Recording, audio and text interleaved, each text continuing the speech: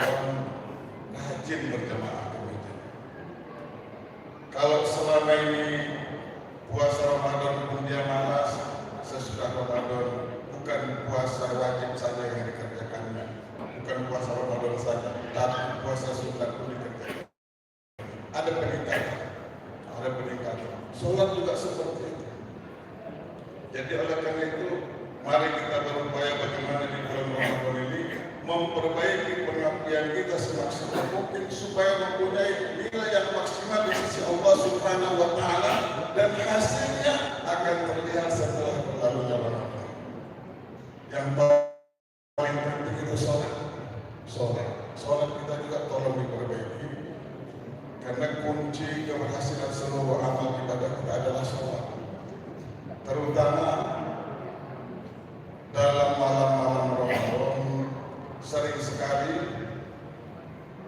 Ketua Majelis Ulama Kabupaten Asahan setiap ada pertemuan sering menyampaikan, tapi kita lihat praktek di lapangan, banyak sekali imam-imam di bulan Ramadan yang sudah pergi melanggar aturan.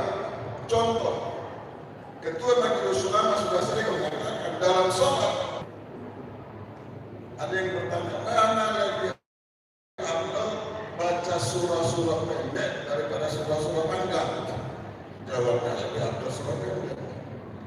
Kenapa? Karena lengkap satu surah.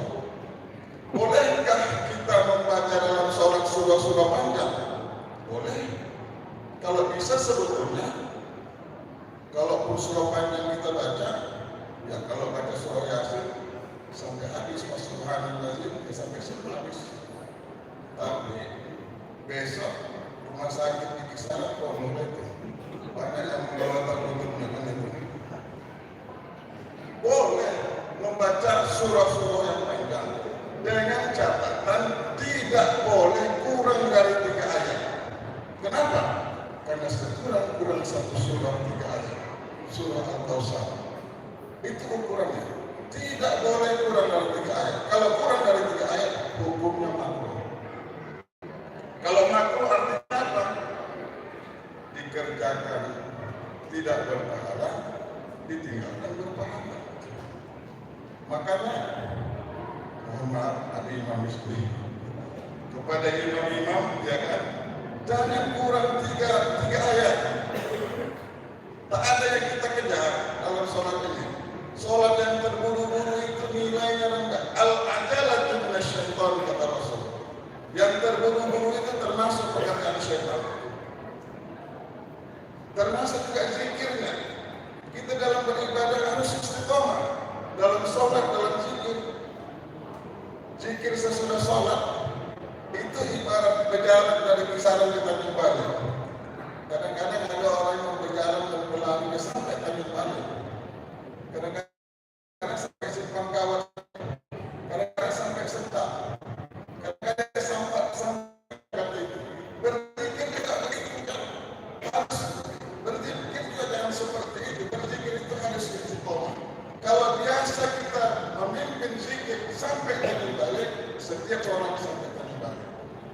Jangan umpamanya kan zikir yang ini sampai tahlil, nanti zikir berikutnya sampai tasbih aja.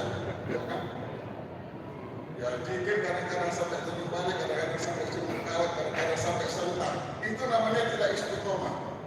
Zikir-zikir itu termasuk ibadah-ibadah yang ringan. Ibadah yang seperti itu kalau biasa kita kerjakan dan kita istiqomah dalam melaksanakannya, insya Allah itulah amalan yang nanti menambah timbangan amal kita di hari kemudian. Jadi istiqomah. Kalau berzikir pun istiqomah. Kalau tahlil kerjanya 100 karena kurang. Perkara ada jamaah yang mau ikut terserah dia, mungkin ada keperluannya. Walaupun tinggal 3 orang yang ikut berzikir, gak apa-apa. Tapi istiqomah dalam memimpin zikir. Saya kalau memimpin seorang seperti itu, nggak pernah berubah zikirnya, nggak pernah. Nah, jadi harus istiqomah. Itu namanya perbaikan untuk ke depan, supaya benar-benar ibadah kita itu dinilai Allah, terutama sholat yang 5 waktu sehari semua. Maksimalkan, sempurnakan